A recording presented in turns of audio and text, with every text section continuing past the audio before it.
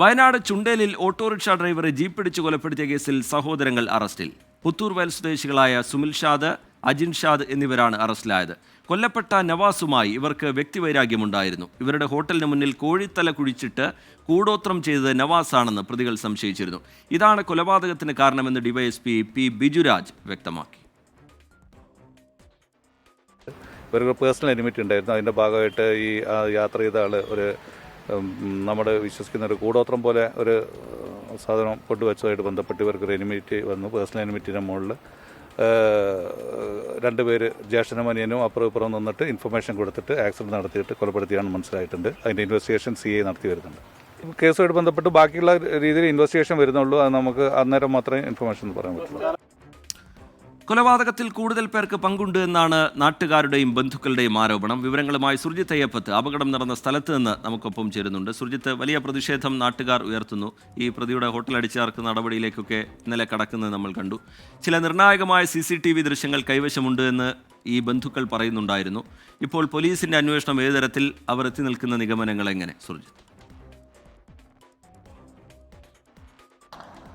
റിജിത്ത്, ഞാൻ നിൽക്കുന്ന ആ സ്ഥലം അപകടമുണ്ടായ അല്ലെങ്കിൽ കരുതിക്കൂട്ടി അപകടമുണ്ടാക്കിയ ആ സ്ഥലത്താണ് ഞാനിപ്പോൾ നിൽക്കുന്നത്. ഇത് പൊഴുതിനയിലേക്ക്, ചുണ്ടയിൽ നിന്ന് പൊഴുതിനയിലേക്കുള്ള വഴിയാണ്. ഈ വഴിയിലാണ് ഈ തേയിലത്തോട്ടങ്ങൾക്ക് അടുത്തുകൂടി കടന്നു പോകുന്ന, തേയിലത്തോട്ടങ്ങൾക്കിടയിലൂടെ കടന്നു പോകുന്ന ഈ റോഡിലാണ് അപകടം ഉണ്ടായത്. അതിൻ്റെ അപകടത്തിൻ്റെ അവശിഷ്ടങ്ങൾ, അതുമായി ബന്ധപ്പെട്ട കാര്യങ്ങളെല്ലാം തന്നെ നമുക്ക് ഇവിടെ കാണാൻ കഴിയുന്നു.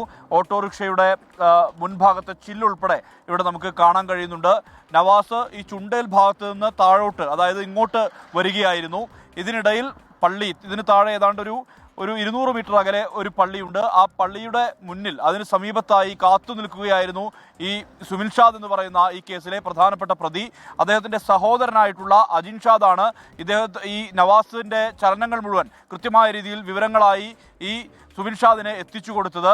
ഇതിനുശേഷം എതിർഭാഗത്ത് നിന്ന് നേരെ ഈ വാഹനം വരുന്നു, ഥാർ ജീപ്പ് വരുന്നു, ഇവിടെ വെച്ച് കൂട്ടിയിടിച്ച ശേഷം ഇവിടെ നിന്നും ആശുപത്രിയിലേക്ക് കൊണ്ടുപോകും വഴിയാണ് നവാസിൻ്റെ മരണം സംഭവിക്കുന്നത്. ഇതിൽ പോലീസിൻ്റെ പ്രധാനപ്പെട്ട കണ്ടെത്തൽ, നേരത്തെ ഈ നവാസും അതോടൊപ്പം തന്നെ ഈ സുമിൽ ഷാദിൻ്റെ കുടുംബവും, പ്രധാന പ്രതികളുടെ കുടുംബവും തമ്മിൽ പ്രശ്നങ്ങളുണ്ടായിരുന്നു എന്നുള്ളതാണ്. അതായത് ഇരു വ്യക്തികളുടെയും സ്ഥാപനങ്ങൾ ഒരു റോഡിൻ്റെ മറുഭാഗത്തും എതിർഭാഗത്തുമായി ആയിരുന്നു ഉണ്ടായിരുന്നത്. രണ്ടുപേർക്കും സ്ഥാപനങ്ങൾ, നവാസിനും ഉണ്ടായിരുന്നു, കൊല്ലപ്പെട്ട നവാസിനും ഉണ്ടായിരുന്നു. അതോടൊപ്പം ഈ സുൽഫിക്കർ എന്ന് പറയുന്ന ഈ ഇരുപ്രതികളുടെയും പിതാവിനും ഒരു ഹോട്ടൽ ഉണ്ടായിരുന്നു. ഇവർ തമ്മിൽ തർക്കം നേരത്തെ ഉണ്ടായിരുന്നു. ഈ തർക്കത്തിൻ്റെ ഭാഗമായി കഴിഞ്ഞ ഒരു കൂടോത്ര പരിപാടി നടന്നിരുന്നു. അതായത് അതിൻ്റെ CCTV ദൃശ്യങ്ങൾ, ഇവരുടെ ഹോട്ടലിന് മുന്നിൽ ഒരു കോഴിത്തലയും അതോടൊപ്പം മഞ്ഞളും ഉൾപ്പെടെ വിതറിക്കൊണ്ട് ഈ ഇലയ്ക്ക് ഉള്ളിൽ പട്ട് വെച്ചുകൊണ്ട് അതിൽ കൂടോത്രം വയ്ക്കുന്ന രീതിയിൽ ഒരു ദൃശ്യം പ്രചരിച്ചിരുന്നു. അത് നടന്നത് കഴിഞ്ഞ 30-ാം തീയതിയാണ്. ഇതുമായി ബന്ധപ്പെട്ട് ഒരു വൈരാഗ്യം, ഇത് ചെയ്തത് നവാസാണ് എന്നുള്ള തരത്തിലുള്ള സംശയം ഈ പ്രതികൾക്കുണ്ടായിരുന്നു. ഇതാണ് പ്രധാനപ്പെട്ട വൈരാഗ്യത്തിന് കാരണം. ആ വൈരാഗ്യത്തിൻ്റെ തുടർച്ചയായാണ് ഈ ഒരു കൊലപാതകം ആസൂത്രണം ചെയ്തത്.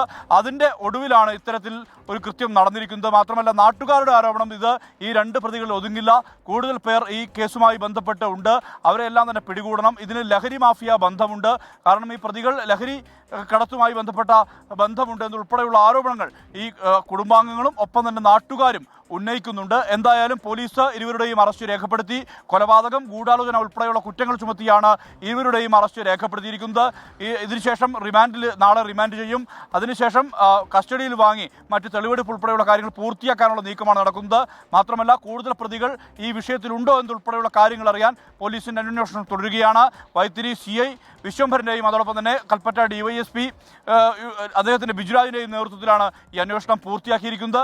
ഒടുവിൽ ഇപ്പോൾ 2 പ്രതികളെയും റിമാൻഡ് ചെയ്യാനുള്ള നടപടിക്രമങ്ങൾ പൂർത്തീകരിക്കുകയാണ് പോലീസ്. സുർജിത്ത്, നേരത്തെ ഈ വളരെ ആസൂത്രിതമായി നടത്തിയതാണിത് എന്ന് തോന്നിപ്പിക്കുന്ന തരത്തിലുള്ള ചില സംഭവങ്ങൾ ഇതുമായി ബന്ധപ്പെട്ടുണ്ടായിട്ടുണ്ടല്ലോ. നേരത്തെ ബന്ധുക്കളൊക്കെ പറയുന്നത് പ്രകാരമാണെങ്കിൽ ഒരു CCTV ദൃശ്യം, അതിലൊരു കോള് വരുന്നു, പിന്നീട് വാഹനത്തിൽ പെട്ടെന്ന് കയറി ഈ പ്രതി പോകുന്നു. അതൊക്കെ പോലീസ് വിശദമായി പരിശോധിക്കുന്നുണ്ടോ സുർജിത്ത്? തീർച്ചയായും ഇതുമായി ബന്ധപ്പെട്ട ചില പ്രധാനപ്പെട്ട തെളിവുകൾ പോലീസിന് ലഭിച്ചിരുന്നു. അതായത് കൃത്യമായ രീതിയിൽ തന്നെ CCTV ദൃശ്യങ്ങളുണ്ട്. ഈ പള്ളിക്ക് സമീപത്ത് ഒരാളെ കാത്തു നിൽക്കുന്നത് പോലെ ഈ പ്രതിയായിട്ടുള്ള സുമിൽ ഷാദ് കാത്തു നിൽക്കുന്നത്. അത് പെട്ടെന്നൊരു കോൾ വരുന്നു. ആ കോൾ വന്ന് അറ്റൻഡ് ചെയ്ത ശേഷം നേരെ ഈ വാഹനത്തിലേക്ക് കയറുന്നു. ആ വാഹനത്തിലേക്ക് ഥാറിൽ കയറി ഉടൻ തന്നെ വേഗത്തിൽ ഓടിച്ചു വരുന്നു. പിന്നീടാണ് ഇവിടെ അപകടം നടന്നത്. അങ്ങനെയാണ് ഇത് കൃത്യമായ രീതിയിൽ ആസൂത്രണം ഉണ്ടെന്നാണ് പറയുന്നത്. ഫോൺ സന്ദേശങ്ങളുടെ CDR അടക്കമുള്ള രേഖകൾ പോലീസ് പിടിച്ചെടുത്തിട്ടുണ്ട്.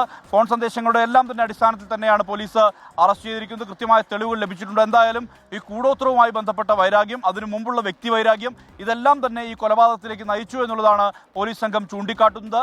എന്തായാലും ഈ കേസിൽ നാട്ടുകാർ ഉന്നയിക്കുന്ന ആരോപണം ഇത് ഇവർ മാത്രമല്ല, കൂടുതൽ പ്രതികൾ ഈ കേസിൽ ഉൾപ്പെട്ടിട്ടുണ്ട്.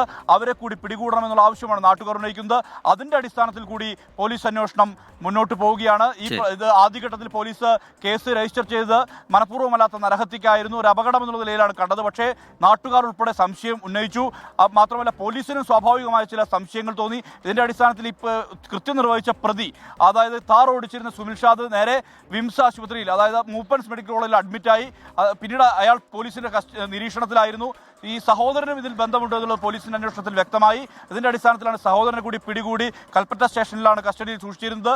ഇനി ഇരുവരുടെയും അറസ്റ്റ് രേഖപ്പെടുത്തി കഴിഞ്ഞിട്ടുണ്ട്. ഇനി നടക്കേണ്ടത് തെളിവെടുപ്പ് ഉൾപ്പെടെയുള്ള നടപടികൾ പൂർത്തീകരിക്കുക എന്നുള്ളതാണ്.